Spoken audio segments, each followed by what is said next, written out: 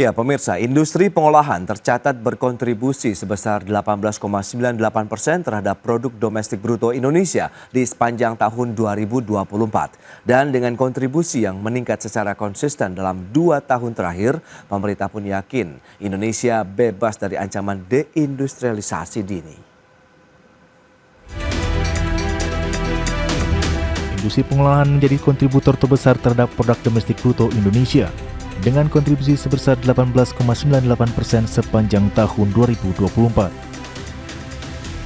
Dengan demikian, sektor manufaktur menjadi salah satu motor utama penggerak pertumbuhan ekonomi nasional di sepanjang tahun lalu. Adapun kontribusi industri pengolahan yang sebesar 18,98% di tahun 2024 tercatat meningkat dibandingkan tahun 2023 yang sebesar 18,67% dan di tahun 2022 yang sebesar 18,34%. Lapangan usaha dengan kontribusi terbesar terhadap ekonomi adalah industri pengolahan, perdagangan, kemudian pertanian, dan diikuti oleh konstruksi, kemudian pertambangan yang juga melanjutkan tren pertumbuhan yang positif. Amelia menyebut industri pengolahan tumbuh didorong oleh permintaan domestik dan luar negeri, dengan beberapa subsektor industri penopangnya yaitu makanan dan minuman, logam dasar serta barang logam, komputer, barang elektronik, optik, dan peralatan listrik. Berdasarkan data tersebut, Menteri Perindustrian Agus Gumiwang Kartasasmita menegaskan, hal tersebut seharusnya dapat mematahkan pandangan dari sejumlah kalangan ihwal Indonesia sedang mengalami deindustrialisasi dini. Sebelumnya, Agus mengaku telah memetakan sektor-sektor yang berpeluang tinggi menyerap tenaga kerja, juga sektor-sektor yang kemungkinan tertekan 1 tahun ke depan. Dari Jakarta, Raharjo Patmo, IDX Channel. Ya, pemirsa, berikutnya kami sampaikan data terkait dengan kontributor terbesar PDB Indonesia di tahun 2024 itu dari mana saja. Iya, seperti yang bisa Anda saksikan, industri pengolahan mencapai 18,98% PDB Indonesia begitu ya. Kemudian ada sektor perdagangan 13,07%, pertanian 12,61%, konstruksi 10,09% dan pertambangan 9,15%. Berikutnya kita lihat kontribusi industri pengolahan terhadap pertumbuhan ekonomi. Kita akan cermati pergerakannya dari tahun 2021 sampai dengan 2024. Baik, industri pengolahan kecenderungannya memang sempat mengalami naik, tapi ya ini bisa dikatakan mengalami stagnasi 0,7, 1,01, 0,95 dan 0,9 di tahun 2024. Dan berikutnya kita lihat pertumbuhan industri pengolahan seperti apa. Ini juga tahun 2018 pergerakannya sempat memang 2020 karena ada pandemi COVID-19 kita harus mengalami pertumbuhan negatif 2,93%, kemudian naik hingga di tahun 2024 pertumbuhannya mencapai 4,43%. Baik, itu dia beberapa data yang sudah kami sampaikan. Baik, untuk membahas tema menarik kita terkait dengan tantangan deindustrialisasi dalam mencapai target pertumbuhan ekonomi 8%. Kita sudah tersambung melalui Zoom bersama dengan Mas Nailul Huda, Direktur Ekonomi Digital Selios. Halo Mas Nailul, apa kabar? Halo Mas Pres, alhamdulillah kabar saya baik. Terima kasih Semoga juga. baik-baik aja juga. Kabar baik juga, terima kasih atas waktu yang disempatkan Mas Nailul. Kalau kita akan cermati bersama, review dong seperti apa sih pertumbuhan kinerja sektor manufaktur nih dalam beberapa tahun terakhir. Kalau tadi kan disampaikan memang menjadi salah satu penopang juga pertumbuhan ekonomi nasional.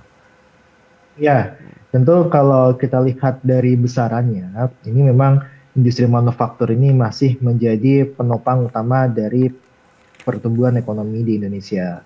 Kalau kita lihat porsi di PDB itu mencapai 19% ya. Oke. Nah, tapi kalau kita lihat sebenarnya Mas Pras, ini memang ada beberapa data ya. Kalau ini kan datanya kan 1 tahun ya. Iya. Nah, ada beberapa data yang bisa jadi perbandingan. Nah, kalau kita lihat jika dibandingkan dengan tahun 2010, tentu ini untuk porsi ataupun kontribusi dari industri pengolahan terhadap PDB itu justru menurun. Oke. Tahun 2010 itu sekitar 22%, Tapi di tahun 2024 itu 18,98% atau 19% lah kita Oke. bulatkan saja gitu kan. Ya. Nah, ada juga memang pertumbuhan dari sisi pertumbuhannya ya. Pertumbuhannya memang ini juga relatif ya di bawah pertumbuhan ekonomi nasional sebenarnya. Nah, ini yang kita harapkan ada satu terobosan dari pemerintah untuk bisa meningkatkan lagi kinerja dari industri manufaktur sehingga kita tidak mengalami deindustrialisasi. Nah, tapi memang bagi sebagian kalangan ya, kalangan ekonom itu menyebutkan memang ada arah kepada deindustrialisasi dini ketika kita melihat kontribusi yang menurun, terus kemudian pertumbuhan sektoralnya yang juga melambat dan sebagainya, ini yang menjadikan kita melihat ada potensi ke arah deindustrialisasi dini, Mas Tas. Baik, tapi menurut Anda seperti apa sih potensi deindustrialisasi dini yang terjadi di Indonesia? Mengingat sebenarnya trennya dari sisi pertumbuhan ekonomi kita masih stagnasi memang di 5%, terus kecenderungannya tadi dari sisi industrinya juga ya trennya naik meskipun pelan-pelan begitu. Apa yang perlu Ya. dilihat begitu?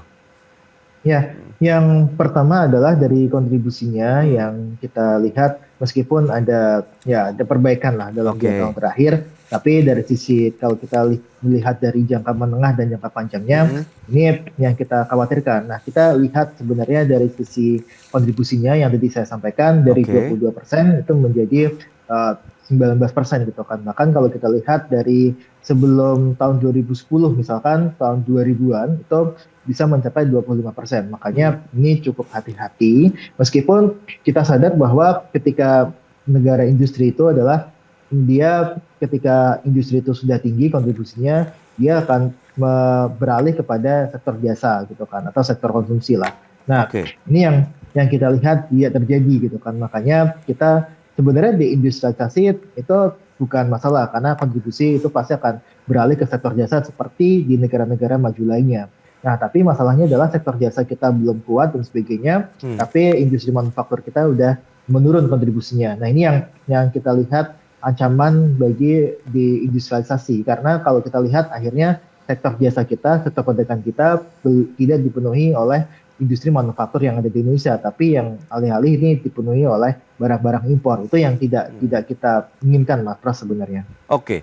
Lebih karena tantangan global, begitu Anda melihat potensi deindustrialisasi yang masih membayangi ekonomi Indonesia, atau tadi akibatnya kan memang ada serbuan produk impor, kita yang perlu penguatan dari bagaimana safeguard, membentengi ekonomi kita sendiri atau bagaimana?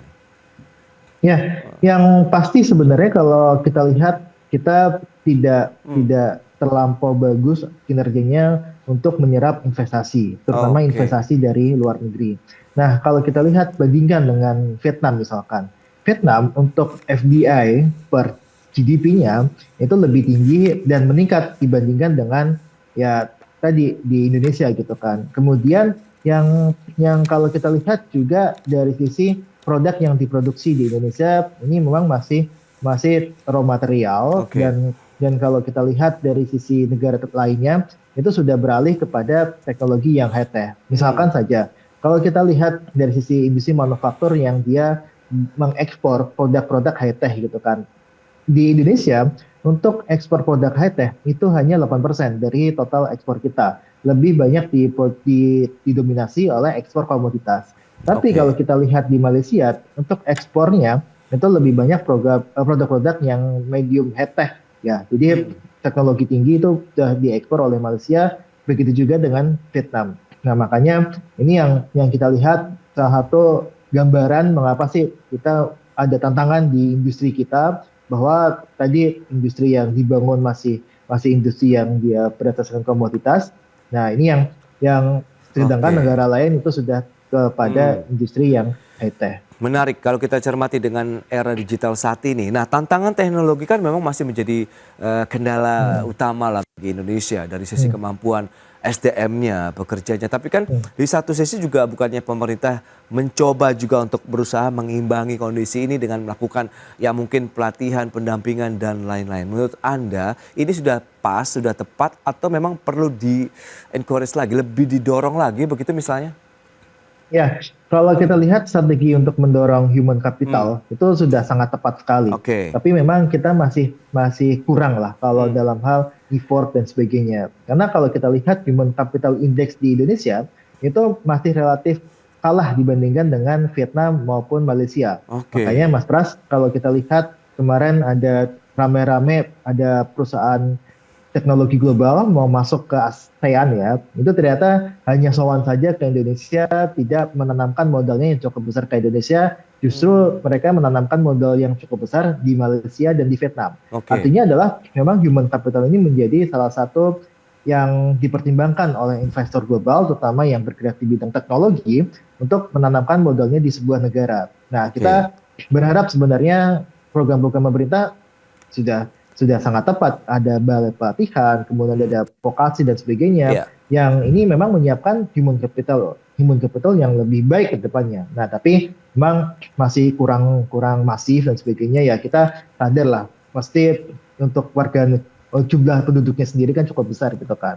Tidak Oke. bisa optimal dalam waktu yang singkat, tapi kita harap ini ada akselerasi, ada ya peningkatan strategi yang lebih oke gitu kan Ya. dari pemerintah untuk bisa meningkatkan human capital di Indonesia sehingga kita bisa menarik investor-investor yang perusahaan teknologi global untuk masuk ke dalam negeri kita. Oke, nah Mas Nailul, lantas yang menjadi trigger kalau Anda katakan memang ada ancaman deindustrialisasi dini di Indonesia lebih karena faktor tadi, apakah SDM-nya begitu, human capital tadi, atau tadi era teknologinya sendiri yang belum bisa kita catch up begitu, kemudian tantangan juga dari kondisi global? Ya, tentu dari kondisi global sangat berpengaruh ya Mas Pras ya. Kita mesti akan bersaing dengan negara-negara lainnya gitu kan, bahwa ini kita lihat di masa ya kemungkinan di era Presiden Trump gitu kan di Amerika, ini mereka kan American First, kemudian Make American Great Again gitu kan, yang memberikan insentif cukup banyak kepada sektor manufaktur di US. Nah, kemudian kita juga melihat dari sisi competitiveness-nya di Indonesia dibandingkan dengan negara-negara ASEAN. Kita tahu di China itu terjadi capital outflow yang cukup besar gitu kan. Bahwa FDI di China itu dia berpindah, tapi sayangnya pindahnya tidak ke Indonesia, tapi lebih banyak ke Vietnam dan sebagainya. Nah, ini yang saya lihat tantangannya secara global di situ. Nah, yang kedua adalah tantangan dari dalam negeri, bahwa tadi human capitalnya yang belum mencukupi, kemudian juga dari sisi kita sebenarnya menagih dari Undang-Undang Cipta Kerja yang dibuat oleh pemerintah di tahun 2020-2021, ini tidak menimbulkan efek yang cukup signifikan bagi ekonomi kita, terutama investasi. Padahal di Undang-Undang Cipta Kerja itu instrumen-instrumen investasi ini sangat-sangat diperhatikan dan diolah sedemikian rupa sama pemerintah dan dengan janji meningkatkan investasi. Nah, ini yang kita tagih sebenarnya dari sisi pelaksanaan ataupun implementasi dari Undang-Undang Cipta Kerja, Mas Pras. Nah, berarti terobosan apa saja yang mungkin harus dilakukan oleh pemerintah kalau memang bahwa industri manufaktur ataupun pengolahan dan lain-lain ini memang masih menjadi motor penggerak ekonomi Indonesia. Kita bahas nanti di segmen berikutnya. Kita akan jeda dulu sebentar, Mas Nailul. Dan pemirsa, kami akan segera kembali usai pariwara berikut ini.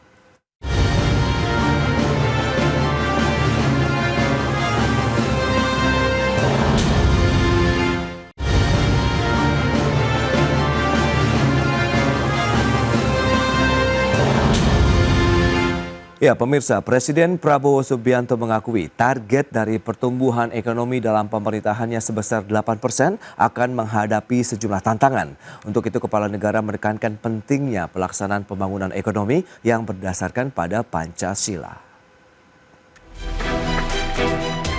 Presiden Prabowo Subianto menargetkan pertumbuhan ekonomi hingga sebesar 8% pada masa pemerintahannya. Meski demikian, Prabowo mengakui pencapaian target tersebut akan menghadapi sejumlah tantangan. Salah satunya yakni skor the incremental capital output ratio yang masih tinggi.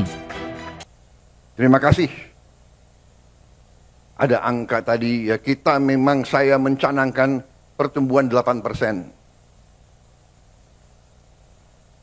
Banyak yang tidak yakin dan tidak percaya. Ya kita buktikan. Belum tentu kita akan capai 8%. Tapi sekali lagi, ya, pemimpin-pemimpin yang berani, pemimpin-pemimpin yang besar dalam sejarah pengalaman saya sendiri, dalam karier saya sebagai prajurit, kalau saya hadapi musuh yang berat, saya harus yakin saya akan berhasil. Guna mencapai target pertumbuhan ekonomi sebesar 8% tersebut, Prabowo menegaskan pentingnya perencanaan pembangunan ekonomi yang berlandaskan nilai-nilai Pancasila sebagai panduan mencapai kesejahteraan rakyat. Kepala negara juga menekankan bahwa pemerintah tidak hanya bertindak sebagai pengatur, tetapi juga sebagai pelaksana dan penjaga kedaulatan ekonomi nasional. Karena itu, Presiden Prabowo mengingatkan kepala daerah untuk menjalankan program pembangunan dengan prioritas yang jelas, realistis, dan berdampak langsung pada masyarakat. Dari Jakarta, Tim Liputan IDX News.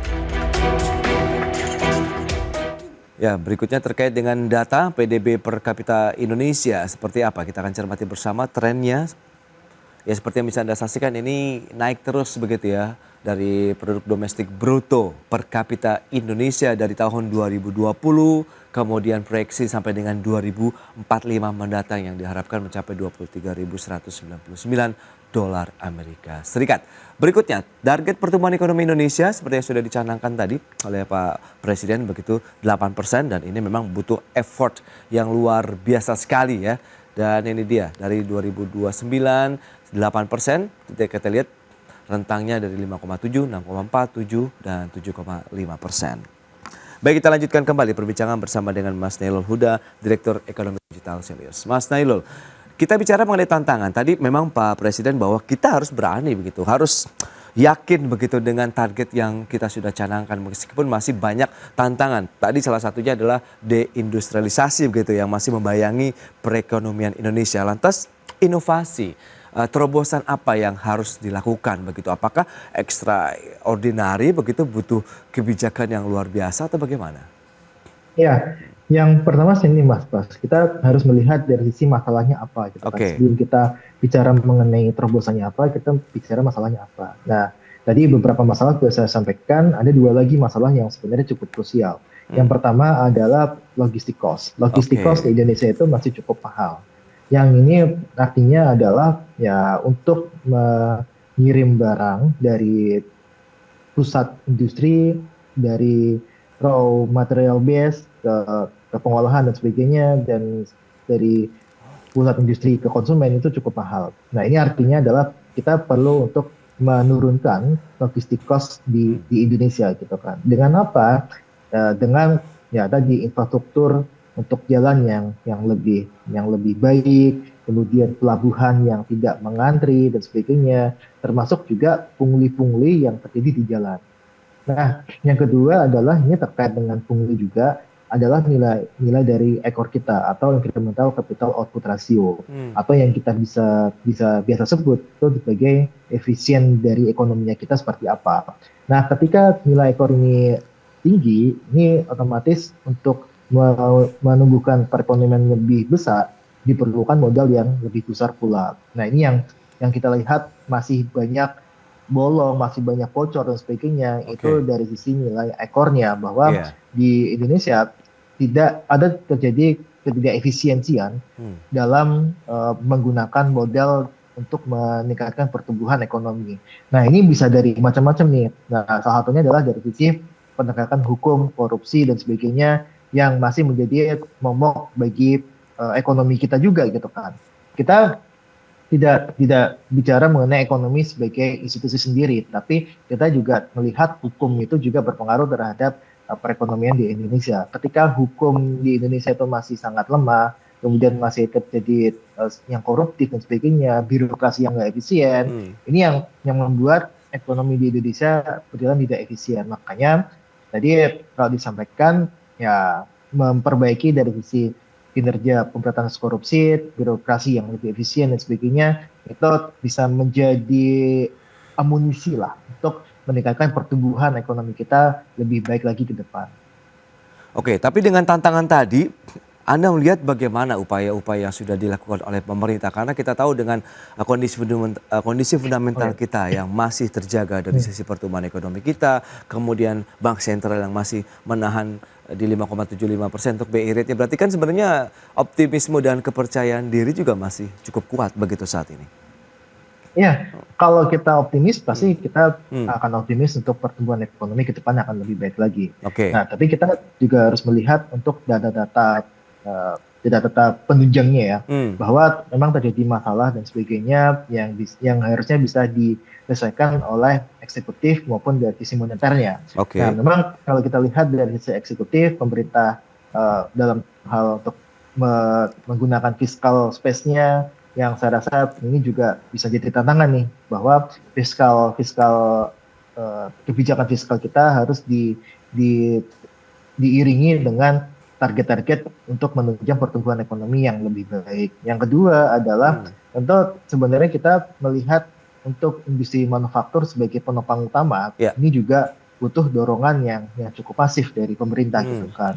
Misalkan kita bergerak untuk industri manufaktur yang dia teh dan sebagainya dengan beberapa kebijakan. Kebijakan yang saya rasa itu cukup bagus adalah kebijakan yang dia memberikan insentif berupa super tax deduction bagi perusahaan yang dia bisa menelurkan inovasi, bisa menyerap tenaga vokasi dan sebagainya. Yang ini yang saya rasa harusnya bisa di-grab oleh perusahaan untuk meningkatkan lagi investasi di Indonesia.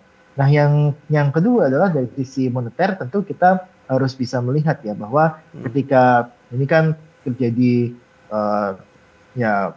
suku bunga masih ditahan di angka 5,75%, yang kita harapkan sebenarnya ada penurunan yang lebih rendah lagi untuk bisa menggerakkan pertumbuhan ekonomi, kemudian bisa meningkatkan dari sisi kredit dan sebagainya, investasi dan sebagainya. Yang kita harapkan ada di sisi moneter juga yang memberikan stimulus berupa tadi stimulus dari sisi bunga yang lebih kompetitif lah dibandingkan dengan negara lain. Baik, dengan kondisi seperti saat ini Anda bisa katakan bahwa sektor ataupun industri manufaktur kita masih aman begitu, Mas Nilo, dari ancaman deindustrialisasi? Ya, kalau saya lihat sebenarnya ini ada potensi untuk deindustrialisasi dini, tapi yang kita harapkan dari sisi industri kita memang masih ditopang oleh beberapa sektor yang menurut saya cukup kuat gitu kan. Industri makanan minuman misalkan, ini masih cukup kuat. Kemudian ada beberapa industri yang memang meningkat gitu kan, seperti pengolahan dari sisi baja gitu kan. Terus kemudian yang dia dari sisi hilirisasi itu juga ada industri yang cukup kuat menopang di situ. Nah, yang kita harapkan, yang kita hindari adalah memang ada industri-industri yang dia sudah sunset dan perlu penanganan lebih dari pemerintah. Misalkan industri tekstil. Nah, industri tekstil ini kita mendorong ada penanganan lebih dari pemerintah untuk bisa menyelamatkan industri tekstil ini. Nah, kemudian ada beberapa industri yang seperti perakitan elektronik dan sebagainya, yang kemarin kita lihat dengar beritanya ada sebuah pabrik di Karawang ya, yang dia mau pindah dan sebagainya, pindah dari Indonesia ya. Nah, ini yang kita harapkan ada dorongan dari pemerintah untuk memberikan insentif bagi industri yang dia istilahnya dia bertumpu pada tenaga kerja atau labor intensif lah. Nah, ketika ada labor intensif, maka perlu ada dorongan dari si insentif. Makanya ini kita kemarin cukup appreciate dengan adanya insentif untuk PPh DTP bagi industri-industri yang dia labor intensif. Ya, berarti memang perlu ramuan kebijakan yang tepat begitu. Ibaratnya kita mengobati pasien, obatnya harus tepat, takarannya juga harus pas begitu. Pada saat industri yang memang mengalami sunset, di situ obatnya mungkin harus lebih dikuatkan lagi sehingga bisa menyeimbangkan lagi kondisi manufaktur ataupun pengolahan di Indonesia. Baik, Mas Nilo, terima kasih banyak atas waktu, analisis dan informasi yang diberikan kepada pemirsa pada hari ini. Selamat melanjutkan aktivitas Anda kembali, salam sehat, sampai berjumpa kembali. Terima kasih.